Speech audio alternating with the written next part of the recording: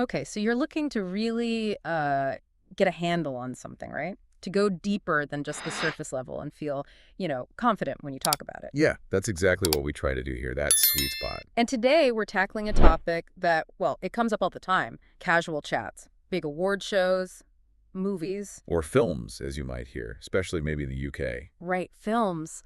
We've actually gathered some really helpful resources here. They give you a kind of framework for talking about movies in English. It's more than just knowing the words, isn't it? It's about, like, how to say what you think, get the different types, maybe even give a quick review. Exactly. Think of this deep dive as your way to talk about movies confidently.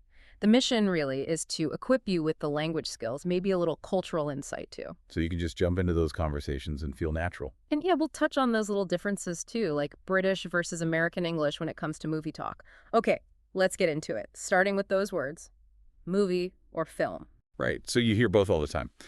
Film maybe sounds a bit more traditional, British English, perhaps. And movie feels very everyday American English. But honestly, Eh. neither is more correct. They're pretty much interchangeable. So someone in London might say, have you seen the latest film by... Well, someone in LA is probably asking, did you catch that new movie? The point for you is just use whichever feels comfortable or whichever fits the context you're in. Don't sweat it. Yeah, don't let it trip you up. Okay, so beyond the word itself, understanding what kind of movie we're discussing is key. Let's talk genres. Exactly.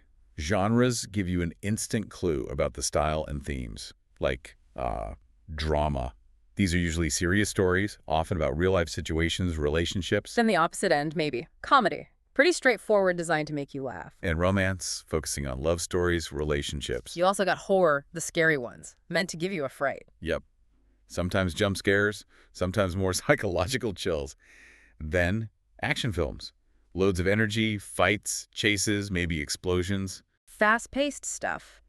And for exploring possibilities, science fiction.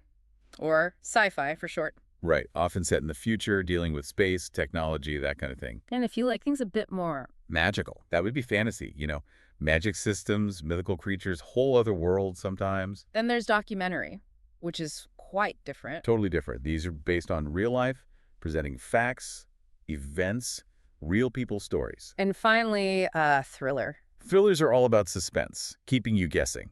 Lots of twists and turns usually. Yeah, edge of your seat type stuff. And what's interesting is how these genres can blend too, right? You can have a romantic comedy or a sci-fi thriller. Oh, definitely. They're not rigid boxes, but they give you a quick shorthand, a general idea. If someone says horror, you know roughly what to expect. Like you might say, I'm really in the mood for a good action flick tonight, Or, maybe not a horror film. I want to sleep tonight. Mm-hmm. So knowing the genre helps frame the conversation. But how do we talk about one specific film? Good question. That's moving beyond the label. There's some great core phrases you could start really simply with, it's about. Okay, like, it's about a dog who learns to fly. Uh-huh. Or something less silly. Yeah. Or, it's about a girl who traveled through time. Just a quick summary. You could also say who the focus is on, the main character is. A detective investigating a strange case. Yeah. Or set the scene. It takes place in, Paris in the 1920s or a spaceship in the future. And sometimes it's relevant that it's grounded in reality. It's based on a true story. That always adds a certain weight, doesn't it? It does. And what about films connected to others? Right. You've got useful terms like sequel, it continues the story. Prequel tells what happened before. And remake, a new version of an older film. And describing the actual story. The plot. You can say things like, the plot was it simple, complicated, maybe confusing, exciting? Lots of options there. And the all-important ending. Yeah, the ending was surprising, sad, happy, maybe disappointing, ambiguous. Okay, so you could string those together. Let's try an example. Sure. Like, it's about a man who gets stuck on Mars and has to survive. The main character is a scientist, and it takes place in the future. I loved the ending. It was so emotional. Okay. Just a few key phrases, and you've painted a pretty good picture for someone. Okay. So we've described it. Now, the big part. What did we think of it? Sharing opinions. Crucial part of any movie chat. And you got loads of ways to say you like something. You could go big. It was amazing, brilliant, fantastic. Or a bit more understated. I really enjoyed it. You can also pinpoint why you liked it. The acting was incredible. Or the story was really moving. You could talk about the effect it had on you. It made me laugh. It made me cry. It really made me think. Loads of positive options. But of course, sometimes you don't enjoy it. Happens to the best of us. So how do we say that politely? Or maybe not so politely. Well, you could be direct. It was boring. Or I didn't enjoy it. You could criticize the story itself. The plot didn't make sense. Or the people in it. The characters weren't believable. They didn't feel like real people. Maybe it was the pacing. It was too slow, or it felt really long. Too predictable is another common one. You knew exactly what was going to happen. So, again, lots of ways to express that negative reaction, too. And you can mix and match, can't you? Like, I thought the acting was really strong, but the story felt a bit slow. Right, that gives a balanced view. I wouldn't watch it again, but it was okay. That's much more nuanced than just good or bad. Exactly. It lets you be more specific. So, think about a film you saw recently. What's your take? How would you phrase it? Good exercise. Now, we often talk not just about the film, but the people who made it happen. Absolutely. Knowing who's involved adds another layer. So you have the actors and actresses, obviously, the people performing. Then the director, the person who's really in charge, shaping the whole thing. And don't forget the screenwriter, the person who actually wrote the script, the dialogue, the story structure. Key roles. And how do we talk about them? You can say who's in it. It stars actor's name.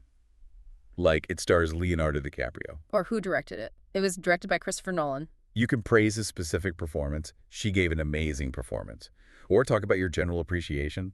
He's one of my favorite actors. Right. People definitely have favorite actors or directors they follow. For sure. You might hear someone say, oh, it stars Leonardo DiCaprio. I love his acting. He's great in every film. He was directed by Christopher Nolan. His films are always so smart and exciting. Knowing these names and roles just gives you more to discuss, more depth. Definitely. Okay, so we've got genres, descriptions, opinions, the people involved. How do we pull this all together, say, into a quick little review? Yeah, like a mini review you might give a friend. Yeah. There's a pretty simple structure that works well. Okay, lay it on us. First, just say the name of the film and its genre. Got it. Then give a really short summary, like we practice the it's about part. Okay. Title, genre, quick summary. What next? Your opinion. Did you like it? Why? Use those phrases we talked about. Makes sense. And finally, say if you'd recommend it or not. Simple. Title, genre, summary, opinion, recommendation. Can you give an example? Sure. Let's try one. I recently watched The Pursuit of Happiness. It's a drama based on a true story. Okay. Title, genre, based on true story, good details. It's about a man who's struggling with money but never gives up. Will Smith plays the main character, and he gives a great performance. Summary. Mention the star and performance. Check. I found it really inspiring and emotional. There's the opinion. I definitely recommend it. And the recommendation? Perfect. That flows really well, actually. Yeah, it's a neat little structure. Takes all those bits, genre, plot, your reaction, recommendation, and wraps them up nicely. It helps you organize your thoughts, I imagine. Makes you feel more confident just sharing what you thought. Precisely. It's not about writing a huge essay, just communicating effectively. Okay, wow. We've actually covered a lot of ground in this deep dive. We have. We looked at film versus movie. The different genres. Key phrases for describing what a film was about. Loads of vocabulary for saying whether you liked it or not and why. How to talk about the actors, the director. And finally, putting it all together in that simple review structure. So, now it's over to you, the listener. We've got a little challenge. Oh, yeah. What is it? We want you to pick a film you like, one of your favorites maybe, Okay. and just try speaking about it out loud, maybe just to yourself, for about a minute. Use that structure we just talked about. So remind us, what's the film? What's the genre? What's it about? Briefly. Did you like it? Why or why not? And? Would you recommend it? Exactly. Just try putting all those pieces together for 1 minute. That's a great way to practice, actually. To take what we've discussed and actively use it. That's how you really make it stick, isn't it? Absolutely. It's all about practice. Every time you engage with English like this, thinking about a film, trying to articulate your thoughts, you're improving. So keep watching, keep thinking, keep talking about them, keep exploring, keep learning. We'll be back soon with another deep dive into something interesting. Until then, keep enjoying those movies. Or films.